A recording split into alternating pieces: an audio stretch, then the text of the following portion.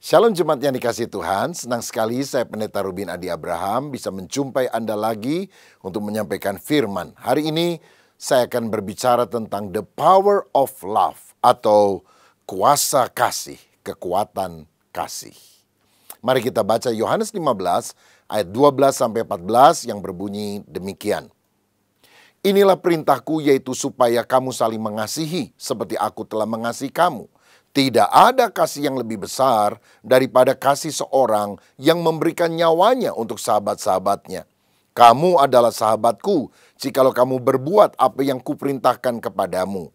Aku tidak menyebut kamu lagi hamba, sebab hamba tidak tahu apa yang diperbuat oleh tuannya. Tetapi aku menyebut kamu sahabat, karena aku telah memberitahukan kepada kamu segala sesuatu yang telah kudengar dari Bapa-Ku. Bapak, Ibu, dan Saudara sekalian, saya pernah membaca kisah tentang sebuah panti asuhan yang ada di Amerika Latin, di mana mereka merawat 97 orang anak dari usia 3 bulan sampai 3 tahun. Tetapi karena keuangan mereka kurang baik, maka mereka hanya bisa mempekerjakan sedikit saja orang yang mengasuh anak-anak tersebut. Dan tugasnya adalah memandikan dan memberikan makan mereka.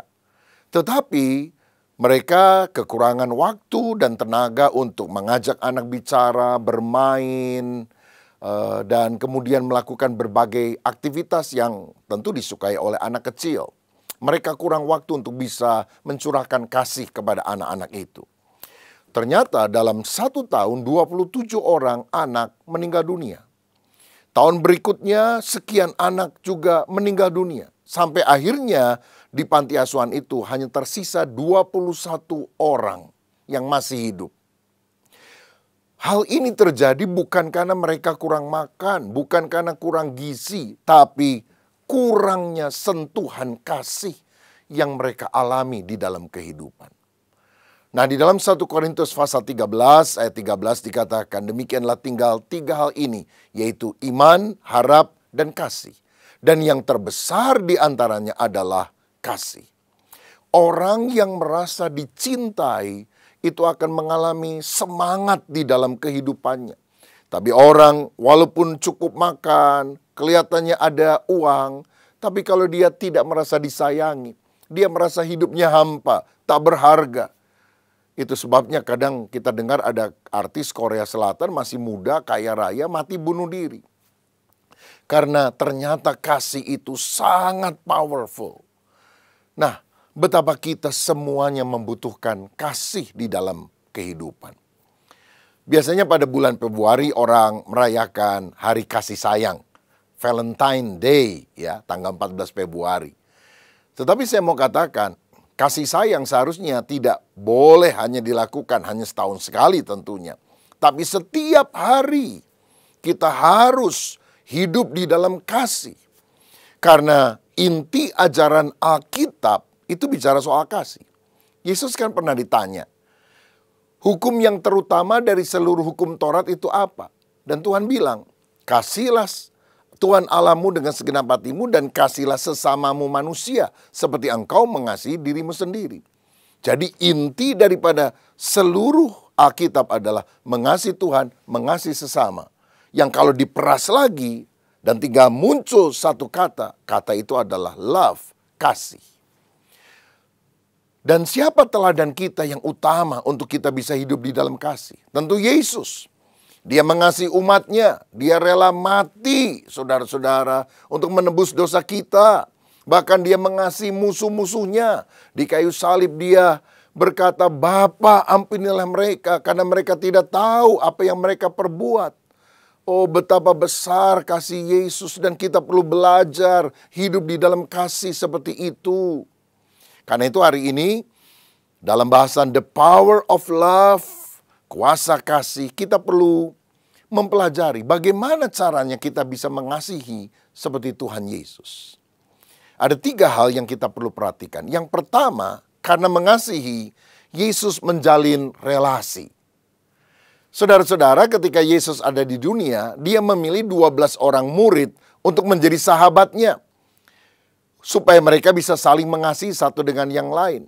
Dia berkata, kamu bukan lagi hamba, tapi sahabat. Dan aku memberitahukan rahasia-rahasia, hal-hal yang penting yang kamu harus mengerti dalam kehidupan. Saudara, Yesus selalu berada di dalam komunitas untuk bisa saling menyatakan kasih-Nya. Seringkali Yesus bahkan membawa 3 murid utama ke tempat-tempat tertentu. Misalnya ketika Yesus dimuliakan di atas gunung, ketika Yesus membangkitkan anak Yairus yang mati, bahkan ketika dia bergumul di Taman Getsemani menjelang penangkapan dan kematiannya, dia bawa Petrus, Yohanes, Yakobus. Karena Yesus ingin mendapatkan kekuatan juga dari yang lain. Menjalin relasi adalah sesuatu yang sangat penting. Bahkan Yesus sebagai manusia sejati, dia membutuhkan menjalin hubungan dengan orang lain. Saudara-saudara, bukan hanya dengan murid-muridnya, Yesus juga bergaul dengan banyak orang. Dia bicara kepada Sakius, seorang pemungut cukai, dan makan di rumah mereka. Lalu kemudian dia juga bicara kepada wanita Samaria tentang air kehidupan sampai akhirnya wanita ini bertobat. Saudara, salah satu gelar dari Yesus adalah sahabat orang berdosa. Karena dia tidak menolak orang-orang dan menganggap mereka adalah orang yang kotor dan najis. Yesus menerima mereka apa adanya, walaupun tidak membiarkan mereka seadanya. Karena Yesus mengubah mereka menjadi manusia yang baru. Saudara, menjalin relasi sesuatu yang sangat penting. Persahabatan itu sesuatu yang perlu dan mulia. Sebab mengasihi dan dikasihi adalah kebahagiaan terbesar di dalam kehidupan. Orang akan merasa hidupnya hampa kalau dia tidak merasa ada orang yang mencintai dia. Tetapi walaupun dia hidup sederhana, cenderung gak punya uang lah. Tapi kalau dia merasa dihargai, dicintai, semangat hidupnya akan besar. Orang yang kesepian akan lebih pendek umur. Tapi orang yang banyak sahabat-sahabatnya, itu justru akan lebih panjang umur. Karenanya saudara ingat, 1 musuh terlalu banyak, 1000 teman terlalu sedikit. 1 musuh bisa membuat saudara makan tidak enak, tidur tidak nyenyak. Lagi makan tidak bisa tidur, lagi tidur tidak bisa makan. Ya memang benar. Nah tetapi kalau kita punya banyak teman, wah kemanapun kita pergi, ada sukacita dalam kehidupan ini. Jadi penting sekali untuk kita membangun hubungan yang sehat satu dengan yang lain. Orang yang sulit bergaul akan mengalami masalah dalam pernikahan dan dalam hubungannya dengan anak. Ada loh suami-suami saudara, waduh rasanya mengekang sekali istrinya. Istri khusus untuk kalangan sendiri. Lah istrinya ngomong sama tukang koran yang jualan koran atau majalah aja, dia curiga, ngapain tuh ngobrol-ngobrol sama dia? Loh saya kan cari koran mau baca. Atau istrinya tanya ini itu sama tukang sayur, curiga, kok lama bener kamu ngomong sama dia? Ketawa-ketawa lagi. Waduh saudara, kan repot kalau model begini. Bahkan kalau istrinya naik delman ditanya, tadi kudanya laki atau perempuan? Lah kan sakit jiwa punya suami model begini, saudara-saudara. Nah, kalau orang sulit bergaul, dia akan punya masalah dalam pernikahan. Dia akan punya masalah dalam hubungan dengan anak. Karena dia tidak belajar berelasi dengan wajar kepada orang-orang yang ada di sekitar mereka. Seorang pakar pengembangan pribadi bernama Dale Carnegie pernah berkata, sukses itu 15% ditentukan oleh kemampuan teknis, IQ, kecerdasan, tapi 85% keberhasilan seseorang ditentukan dari kemampuannya menjalin relasi dengan orang lain. Kalau kita bisa bersosialisasi, punya banyak teman, ya punya sopan santun, perhatian, dan kita juga disukai banyak orang, itu kemungkinan suksesnya jauh lebih besar. Bukan sekedar pinter, saudara-saudara, tapi menjalin relasi. Karenanya mari investasikan waktu kita yang paling berharga untuk membangun. Bukan untuk membangun rumah, membangun gedung, membangun karir, bahkan bukan yang terutama untuk membangun pelayanan. Tapi bangunlah relasi yang baik, hubungan yang baik, yaitu dengan Tuhan dan juga dengan sesama. Ini prinsip salib. Vertikal, hubungan baik dengan Tuhan, dan horizontal, hubungan baik dengan sesama. Seperti hukum yang utama yang Yesus sudah katakan, kasihilah Tuhan Allahmu dan kasihilah sesamamu manusia seperti engkau mengasihi dirimu sendiri. Dan percayalah saudaraku, membangun hubungan itu bukan sesuatu yang membuang-buang waktu. Membangun hubungan adalah sesuatu yang memang diperlukan untuk mempererat relasi satu dengan yang lain. Saya teringat satu kali ada seorang politikus yang sangat sibuk. Dia punya anak yang masih kecil tapi bertumbuh menjadi remaja. Anaknya berkali-kali minta waktu dari papanya untuk bermain bersama. Tapi politikus ini bilang terlalu sibuk, nanti saja. Sampai akhirnya istrinya bilang, "Pap, turuti dong. Kamu kan punya anak, anakmu satu lagi. Masa kamu tidak bisa kasih waktu buat dia pada sama orang lain bisa?" Akhirnya bapak itu berjanji, "Oke, hari Senin ya kita akan pergi." Wah, anaknya seneng bener. Diajak kemana saudara? Diajak mancing di danau seharian. Anak dan bapaknya itu si politikus. Dan ketika mereka pulang sore harinya membawa beberapa ikan yang ditangkap, keduanya masuk kamar masing-masing dan politikus itu menuliskan dalam diary-nya, "Hari ini saya mancing dengan anak. Satu hari yang produktif terbuang sia-sia untuk sesuatu yang kurang berharga." Bayangkan saudara sekalian, dia bisa nulis begitu karena dia pikir kalau dia ketemu sama temannya, dia pergi ke kantor, dia bisa melakukan ini itu, dia bisa mengerjakan banyak tugas begitu. Dan dia rasa membuang waktu. Sedangkan di kamar sebelahnya, anaknya menulis di diary-nya, "Hari ini saya bermain dengan papa, saya mancing di danau. Oh, ini hari yang sangat indah dalam kehidupan saya." Bapaknya tidak menghargai waktu untuk menjalin relasi. Anaknya sangat menghargai itu. Nah, bagaimana dengan Tuhan? Saudara tahu, ketika Tuhan menciptakan alam semesta ini, dia bekerja 6 hari, tapi pada hari ke-7 dia beristirahat. Kalau saya baca dalam Kejadian 2 ayat 2-3 dikatakan ketika Allah pada hari ke-7 telah menyelesaikan pekerjaan yang dibuatnya itu, berhentilah ia pada hari ke-7 dari segala pekerjaan yang telah dibuatnya itu. Lalu Allah memberkati hari ke-7 itu dan menguduskannya, karena pada hari itulah ia berhenti dari segala pekerjaan penciptaan yang telah dibuatnya. Allah berhenti bekerja, bukan karena dia capek, saudara. Tetapi tujuannya dia berhenti bekerja adalah untuk menikmati kebersamaan dengan ciptaannya, bersekutu dengan apa yang sudah dia jadikan. Loh, kalau Allah terus kerja sampai 7 hari kan lebih produktif. Hidup ini bukan hanya sekedar ditandai oleh produktivitas, kelihatannya kuantitas pekerjaannya banyak. Tapi kita harus menerima dan mengalami apa yang disebut the quality of life. Kehidupan yang penuh dengan kualitas, di mana kita bisa bersekutu dengan orang-orang yang ada di sekitar kita, dengan keluarga kita, dengan istri, dengan anak, dengan teman-teman. Rileks, ngobrol, mungkin ngopi, tidak ada agenda tertentu. Dan itu yang membuat ikatan kasih makin erat satu dengan yang lain. Saudara, banyak bapak-bapak menghabiskan waktu untuk meeting, ya. Meeting selalu ada agendanya. Tetapi ingat, dengan anakmu, jangan ketemu itu untuk meeting, tapi dating, ya. Orang kalau dating pacaran, seorang kepada pacarnya, kan nggak ada 3 hal yang saya mau bicara kepada kamu. Ya, ada 4 poin yang kita akan bahas bersama dan diskusikan. Kan nggak begitu, saudara. Orang dating itu kan nggak ada agendanya, yang ngobrol ngalor ngidul lah istilahnya. Tapi justru terjalin relasi hubungan yang erat satu dengan yang lain.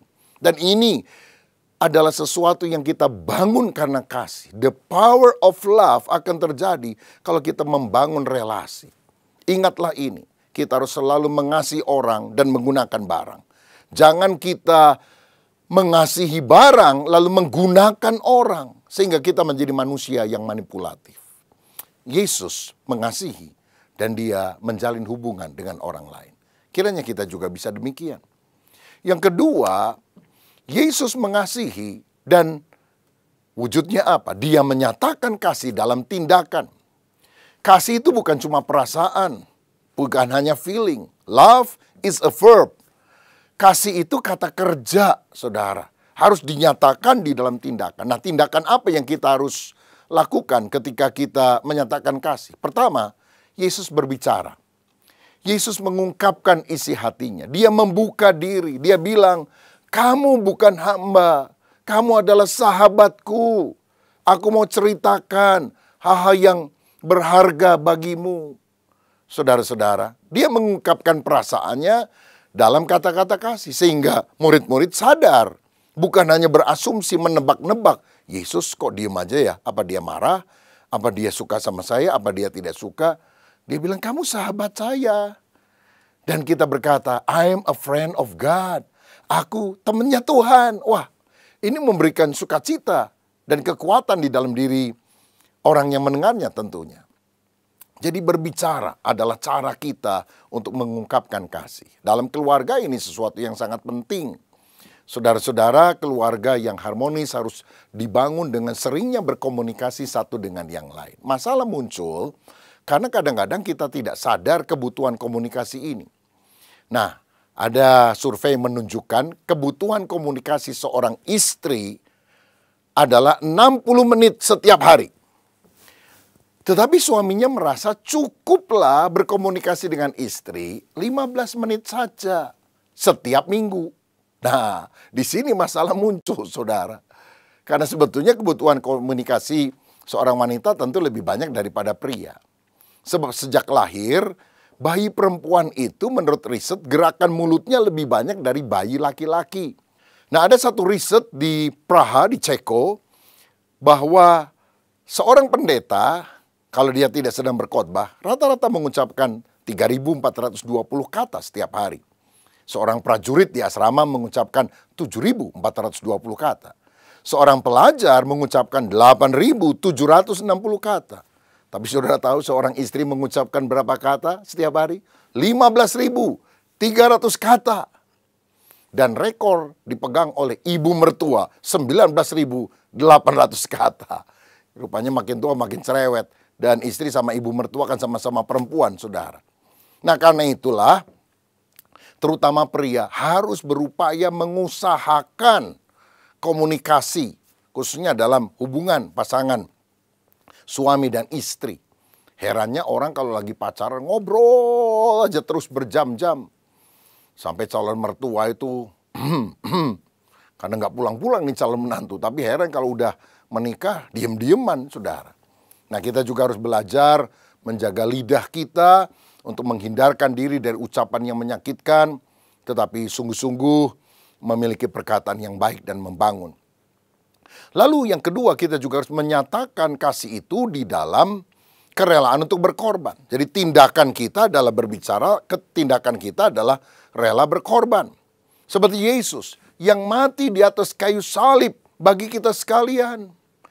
Yohanes 3 ayat 16 berkata, karena begitu besar kasih Allah akan dunia ini sehingga dikaruniakannya anaknya yang tunggal supaya setiap orang yang percaya kepadanya tidak binasa, melainkan beroleh hidup yang kekal. Mengasihi berarti memberikan hidup buat orang yang dicintainya. Nah, kita juga harus menyatakan kasih di dalam perbuatan. Misalnya apa? Menelepon orang tua kita, atau kalau kita ada di luar kota, teleponlah pasanganmu, teleponlah anak-anakmu, ucapkan perhatian, apa kabar mereka. Bawalah oleh-oleh kalau kita bepergian sesuatu, mungkin makanan sederhana yang disukai oleh pasangan atau oleh keluarga kita. Kita juga harus menyatakan perbuatan kasih dengan rela menolong orang lain, rela untuk mengalah demi kebaikan. Dan kalau saudara ingin melakukan perbuatan kasih kepada orang di sekitarmu, jangan tunda sampai besok apa yang kau bisa kerjakan hari ini. Lakukanlah sekarang. Saudara sekalian, di Agra, India ada sebuah bangunan monumental yang disebut Taj Mahal yang didirikan oleh Shah Jahan untuk istrinya Mumtaz Mahal ketika meninggal pada saat melahirkan anak yang ke-14. Dan banyak orang menggunakan tempat ini untuk foto prewedding misalnya. Karena mereka pikir, waduh ini tanda kasih dari seorang suami kepada istrinya. Memang benar demikian. Tapi saya lebih tertarik kepada sebuah bangunan lain yang namanya Casa Loma yang ada di Toronto, Kanada. Yang dibangun oleh Henry Pelat untuk istrinya Mary yang karena sakit kemudian dia menjadi lumpuh dan harus didorong dengan kursi roda. Sehingga istana itu ada banyak tangga di mana atau rem yang kursi roda bisa didorong ke sana. Yang menarik adalah ini. Taj Mahal diberikan oleh suami kepada istrinya ketika istri sudah meninggal. Sedangkan istana Casa Loma dibangun oleh suaminya untuk istrinya ketika istrinya masih hidup. Saya mau tanya, istri-istri, Anda mau mendapatkan sesuatu dari pasanganmu ketika sudah mati atau masih hidup? Pasti ketika masih hidup, bukan? Karena itu, mari kita lakukan yang menyenangkan keluarga kita, pasangan kita, atau sahabat kita. Bukan nanti setelah mereka tiada, tapi sekarang ketika mereka masih ada. Yang terakhir, yang ketiga, bagaimana orang bisa mengalami the power of love, kuasa kasih. Seperti Yesus, kita harus mengampuni orang yang bersalah. Saudara, hubungan yang baik bisa retak karena salah paham dan pengkhianatan. Tetapi walaupun itu terjadi, Yesus memilih pemulihan hubungan. Dalam Yohanes 21 ayat 15-17, Alkitab berkata, sesudah sarapan Yesus berkata kepada Simon Petrus, "Simon anak Yohanes, apakah engkau mengasihi aku lebih daripada mereka ini?" Jawab Petrus kepadanya, "Benar Tuhan, engkau tahu bahwa aku mengasihi engkau." Kata Yesus kepadanya, "Gembalakanlah domba-dombaku." Kata Yesus pula kepadanya untuk kedua kalinya, "Simon anak Yohanes, apakah engkau mengasihi aku?" Jawab Petrus kepadanya, "Benar Tuhan, engkau tahu bahwa aku mengasihi engkau." Kata Yesus kepadanya, "Gembalakanlah domba-dombaku." Kata Yesus kepadanya untuk ketiga kalinya, "Simon anak Yohanes, apakah engkau mengasihi aku?" Maka sedihlah hati Petrus karena Yesus berkata untuk ketiga kalinya, "Apakah engkau mengasihi aku?" Dan ia berkata kepadanya, "Tuhan, engkau tahu segala sesuatu, engkau tahu bahwa aku mengasihi engkau." Kata Yesus kepadanya, "Gembalakanlah domba-dombaku." Ada relasi yang retak antara Petrus dengan Yesus karena Petrus menyangkal dia sampai 3 kali. Tetapi Yesus berinisiatif untuk memulihkan hubungan sehingga relasi itu tersambung kembali. Saudara, kita juga harus selalu menjaga hati. Dan kalaupun perseteruan karena alasan apapun pernah terjadi, kita harus belajar mengampuni orang yang bersalah. Dalam Roma 5 ayat 5, Alkitab berkata, karena kasih Allah telah dicurahkan di dalam hati kita oleh Roh Kudus yang telah dikaruniakan kepada kita. Tahukah saudara, kalau Roh Kudus bekerja dalam hidup kita, maka tanda yang paling jelas kita bisa mengasihi orang yang ada di sekitar kita. Yesus ketika dibaptis di Sungai Yordan, maka Roh Kudus turun ke atas dia seperti burung merpati. Dan tahukah saudara, burung merpati adalah binatang yang tidak punya empedu atau racun hati yang pahit. Itu sebabnya walaupun ada banyak perlakuan yang tidak enak buat Yesus, tetapi Yesus tidak hidup di dalam kepahitan, tapi dia mengampuni. Saudaraku, membenci itu tidak perlu dipelajari, hanya perlu dimunculkan. Tetapi kasih harus dipelajari. Kita harus belajar menguasai emosi. Kita harus belajar memberikan pengampunan. Saya pernah ke Polandia dan pergi ke Auschwitz, di mana begitu banyak orang pada zaman Hitler pernah dibantai karena mereka dimasukkan di dalam kamp konsentrasi dari Hitler dan kemudian mereka dimatikan di kamar-kamar gas. Dan ini berawal dari kepahitan Hitler kepada lingkungannya pada masa remajanya. Dan akhirnya ketika dia punya kekuasaan, dia membantai orang-orang yang ada. Oh, betapa mengerikannya. Tapi lihat Yesus. Yesus belajar mengampuni bahkan orang yang menyalibkan dia. Saudara, mari nyatakan kasih-Mu di dalam pengampunan. Tahukah saudara, ketika kita mengampuni orang yang bersalah kepada kita, itu adalah hadiah terbesar yang kita bisa berikan kepada diri kita sendiri. Karena pada waktu kita mengampuni, yang mengalami damai sejahtera, kelepasan dalam hati bukan orang lain, tapi terutama diri kita. Dan itulah teladan Tuhan Yesus. Yohanes Paulus II pernah ditembak oleh seorang yang bernama Mehmet Aksa dari Turki, saudara. Dan Paus hampir mati. Tetapi setelah dia pulih, maka satu kali dia pergi ke penjara di mana Mehmet itu ditahan. Mereka berdua berbicara. Dan setelah selesai tampaknya Paus memberkati atau mendoakan Mehmet ini. Dan ketika Paus pulang, Mehmet berkata, hal pertama yang aku akan lakukan ketika aku keluar dari penjara adalah, saya mau ke Vatikan, saya mau minta dibaptis oleh Paus. Saya mau katakan bahwa kasih bisa mengalahkan kejahatan sebesar apapun. Seperti Yusuf yang dibenci oleh saudara-saudaranya. Tetapi ketika akhirnya Yusuf jadi raja muda di Mesir, dan saudara-saudaranya datang ke Mesir untuk minta pertolongan karena kelaparan sedang terjadi. Dan waktu mereka tahu penguasa di Mesir adalah Yusuf, mereka ketakutan. Tapi Yusuf tidak membalas yang jahat dengan yang jahat. Dia membalas kejahatan dengan kebaikan. Saudara, itulah ajaran firman. Bahwa kita harus hidup di dalam kebaikan. Balas yang jahat bukan dengan yang jahat, tapi balas yang jahat dengan yang baik. Saudara tahu, dulu di Berlin itu ada tembok yang memisahkan antara Jerman Timur dan Jerman Barat. Dan seringkali orang-orang dari Jerman Timur itu melampaui tembok tersebut, sampah kepada orang-orang di Jerman Barat. Tentu orang Jerman Barat yang tinggal di perbatasan jadi marah. Tapi ada seorang bilang, jangan balas lempar sampah. Karena mereka memberi apa yang mereka punya, yaitu sampah. Tapi kita bisa memberi apa yang kita bisa punya. Makanan, pakaian, selimut. Jadi setiap kali mereka lempar sampah, dibalasnya dengan lempar apa? Makanan, pakaian yang bersih, selimut. Sampai akhirnya tembok Berlinnya itu sekarang runtuh, saudara-saudara. Dan mereka rekonsiliasi menjadi satu Jerman. Inilah wujudnya kalau kita sungguh hidup di dalam kasih. Kuasa kasih itu akan mengalahkan kepahitan dan kebencian. Adakah di antara saudara yang hari ini mau hidup di dalam kasih sama seperti Tuhan Yesus? Mari kita belajar. Yang pertama, menjalin relasi satu dengan yang lain. Yang kedua, kita harus menyatakan kasih di dalam tindakan. Bicara kepada orang lain. Rela berkorban bagi orang lain.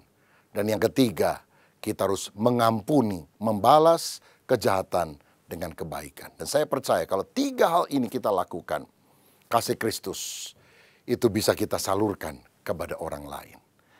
Kiranya Tuhan Yesus menjadikan kita alat kasih-Nya.